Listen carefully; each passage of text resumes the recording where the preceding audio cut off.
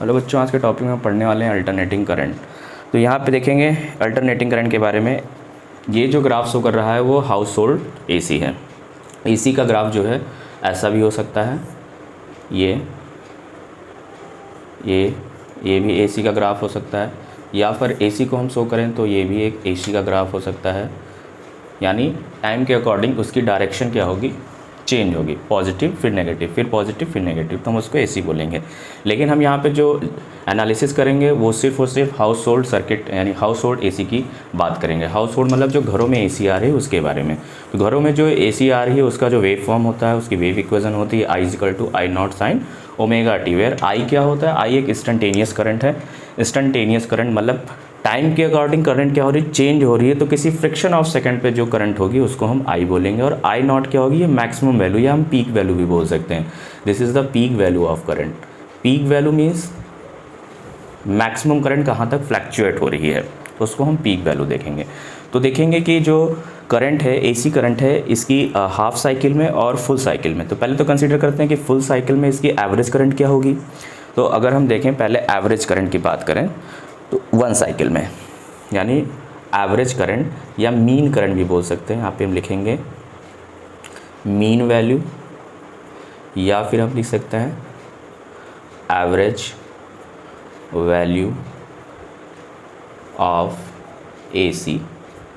ठीक है, आपको पता है इक्वेशन क्या होती है, I=I0 sine omega T. Omega क्या है, एंगुलर फ्रिक्वेंसी है, I0 क्या एम्पलीट्यूड है, और I इंस्टेंटेनियस करंट, या I0 को आप पीक वैल्यू ऑफ करंट भी बोल सकते हैं। तो फॉर 1 साइकिल में क्या होता है, during 1 complete cycle alternating current flows in 1 direction for half for this cycle and opposite direction during the remaining half cycle.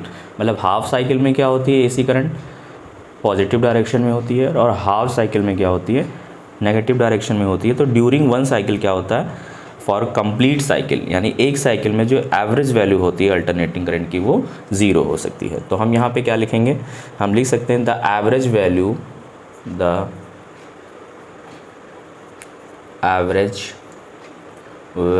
Of AC for a complete 1 cycle is 0। एक साइकिल में जो AC की average value होती है वो 0 होती है। तो इसको हम प्रूव करेंगे कैसे। एवरेज वैल्यू यानी कि टाइम कहाँ से कहाँ तक जाएंगे, t इक्वल टू 0 से। हमारा टाइम कहाँ से जाएगा, t इक्वल टू 0 से t इक्वल टू t तक। और इक्वेशन हमारे पास है I=I0 साइन ओमेगा टी। हमारे पास इक्वेशन है I=I0 साइन ओमेगा टी। तो देखिए मीन वैल्यू हम कैसे निकालते हैं, एवरेज कैसे निकालते हैं। एवरेज निकालने का जो फॉर्मूला होता है उसको आप या आई के ऊपर बार लिख दीजिए, या फिर आप आई मीन लिख दीजिए, या फिर आप इसको ऐसे भी डिनोट कर सकते हो आई एवरेज, या आप ऐसे भी लिख सकते हो। ये सारे सिंबल्स एवरेज को डिनोट करने वाले हैं। इसको हम ऐसे भी लिख सकते हैं, और आई ये मीन वैल्यू, ये एवरेज को शो करता है। ये सारे सिंबल्स एवरेज को शो करते हैं। तो आई मीन या इसमें से कोई भी सिंबल लिख के हम लिखेंगे इसको। यहाँ पे हम लिख लें आई एवरेज लिख लेते हैं। I average is equal to क्या होगा, एवरेज निकालने के लिए अगर हम देखें तो इंस्टेंटेनियस करंट क्या होता है, instantaneous current I is equal to होता है dq/dt। यहाँ से अगर हम dq इज इक्वल टू निकालें तो ये I/dt हो जाएगा। इट मीन्स अगर इसको हम इंटीग्रेट कर दें, integrating both side, then q is equal to आ जाएगा I integration of dt। q is equal to I integration of dt, या q is equal to I dt integration of I dt। ये total charge हो गया। तो average कैसे निकालेंगे, I average is equal to होता है टोटल चार्ज अपॉन का total time, total charge upon का टोटल टाइम, यानी इंटीग्रेशन ऑफ I dt। भाई करंट क्या होगा, एवरेज करंट होगा current is equal to charge upon time, I is equal to Q/T। तो Q की वैल्यू I dt है, और टोटल टाइम कैसे निकालोगे, टाइम को आप इंटीग्रेट कर दो। लेकिन हम एवरेज निकाल कहाँ से रहे हैं, एवरेज निकाल रहे हैं 1 साइकिल में, यानी लिमिट कहाँ से लगाएंगे, 0 से t तक का। तो भाई 0 से t तक का इसको आप इंटीग्रेट कर दो, तो यहाँ से हमारा एवरेज निकल आएगा। तो आपको ये पता है, आपको पता है कि i की इक्वेशन क्या होती है, i = I0 sin omega t। तो इसको हम लिख सकते हैं 0 से t, i की जगह हम लिख लेंगे I0 sin omega t dt। इसको इंटीग्रेट करेंगे तो t - 0 यानी 1 अपॉन का t आ जाएगा, कैपिटल T। इसको इंटीग्रेट करेंगे तो स्मॉल t आएगा, स्मॉल t लिमिट लगाएंगे 0 से, upper limit minus lower limit करेंगे तो ये वैल्यू हमारी t आ जाएगी। तो देखिए इसी को हम आगे फर्दर सॉल्व करते हैं। तो हमारे पास जो आई एवरेज की वैल्यू आने वाली है, आई एवरेज = I0 क्या है, I0 हम बाहर निकाल लें क्योंकि कांस्टेंट है।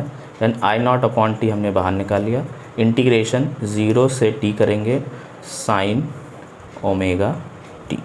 और आपको पता है साइन ओमेगा t का इंटीग्रेशन क्या होता है, यहाँ पे हम लिख सकते हैं since integration of sine theta equal to होता है माइनस कॉस थीटा। तो साइन ओमेगा t का अगर हम इंटीग्रेशन करेंगे तो I0 अपॉन t 0 से t, सॉरी इसका इंटीग्रेशन हो जाएगा, ये फॉर्मूला लगा देंगे यहाँ पे, तो ये हो जाएगा माइनस का कॉस ओमेगा t, माइनस का कॉस ओमेगा t, और यहाँ पे लिमिट लगाएंगे 0 से t। अब इसी को हम थोड़ा आगे सॉल्व करेंगे, इसको अगर हम सॉल्व करें तो ये हो जाएगा I0 upon t cos omega t। अब यहाँ पे हम लिमिट अप्लाई कर देते हैं, तो सॉरी कॉस ओमेगा t, इसका इंटीग्रेशन होगा, साथ में ये ओमेगा टी अपॉन ओमेगा भी आएगा, माइनस कॉस ओमेगा टी, और ओमेगा टी यहाँ पे है तो इसका जो है इसको डिनोमिनेटर में भेजेंगे, इंटीग्रेशन होगा तब। तो minus cos omega T upon omega, omega को हम बाहर निकाल लें तो I0 ओमेगा टी बाहर आ जाएगा। इसका लिमिट अप्लाई करेंगे तो यहाँ पे लिमिट अप्लाई करेंगे, upper limit minus lower limit, तो अपर लिमिट में कॉस ओमेगा और स्मॉल टी की जगह कैपिटल टी रखेंगे, माइनस अपर लिमिट माइनस का लोअर लिमिट, तो माइनस ऑलरेडी यहाँ है तो माइनस माइनस प्लस हो जाएगा, और कॉस ओमेगा टी की जगह यहाँ पे 0 रखेंगे तो कॉस 0 हो जाएगा, ये हम लिख सकते हैं। इसी को सॉल्व करेंगे तो ये आ जाएगा I0 upon omega T, I0 upon omega T. और आपको पता है ओमेगा टी की वैल्यू क्या होती है, इसको हम सॉल्व करें, cos omega T, omega T आपको पता है ओमेगा = सिंस ओमेगा = क्या होता है 2π/t। तो यहाँ से हम क्या लिख सकते हैं, ओमेगा टी = 2π। ओमेगा टी की वैल्यू डायरेक्टली हम यहाँ पे लिख दें 2π, ओमेगा टी की वैल्यू हो गई 2π, 2π मतलब 360, वो माइनस का कॉस 0, और कॉस 2π की वैल्यू कितनी होती है, कॉस 2π की वैल्यू कॉस 2π, कॉस का ग्राफ वहाँ से चलेगा, और ये कॉस 2π की वैल्यू जो होगी वो 1 होगी, ये वैल्यू क्या हो जाएगी -1। कॉस 2π की वैल्यू अगर हम कॉस 2π को सॉल्व करें तो कॉस 360, इसको हम लिख सकते हैं कॉस 180 प्लस 180, और कॉस 180 प्लस थीटा क्या होता है, या इसको हम 270 में भी तोड़ सकते थे, कॉस 180 प्लस थीटा, माइनस का कॉस 180, और कॉस 180 को हम फर्दर इसको डिवाइड कर दें तो कॉस 90 प्लस 90, और कॉस 90 प्लस थीटा क्या होता है, सेकंड कोऑर्डिनेट में जाएगा, यानी ये हो जाएगा माइनस का साइन 90, और साइन 90 की वैल्यू 1 होती है, देन -1। तो ये वैल्यू कॉस 360 की वैल्यू -1 आ गई, और यहाँ माइनस पहले से लगा हुआ है, तो ये जो वैल्यू हो जाएगी I0 upon omega T, cos -2π की वैल्यू जो हो गई माइनस हो गई, माइनस माइनस प्लस, तो +1 यानी ये 1 हो गई, और cos 0 की वैल्यू 1 होती है, यानी 1 - 1, तो ये टर्म पूरा 0 हो गया। देन हमारे पास आ गया I0 अपॉन का ओमेगा टी इंटू 0, यानी टोटल वैल्यू 0 आ गई। यानी आई एवरेज जो हमने सॉल्व किया, आई एवरेज ड्यूरिंग 1 साइकिल, तो अभी आपको मैंने यही बताया था, mean value of average, mean value या फिर average value of AC during 1 complete cycle is 0। तो यहाँ से प्रूव हो गया एक साइकिल में जो एवरेज वैल्यू होगी AC की वो 0 होगी। तो अब एवरेज वैल्यू हम कहाँ से फाइंड करेंगे? एवरेज वैल्यू पूरे 1 साइकिल में 0 होती है, इसलिए हम एवरेज वैल्यू कहाँ से कहाँ निकालेंगे? सिर्फ और सिर्फ हाफ साइकिल में निकालेंगे। तो हाफ साइकिल में कैलकुलेट करेंगे AC की जो एवरेज वैल्यू आती है वो कितनी आती है।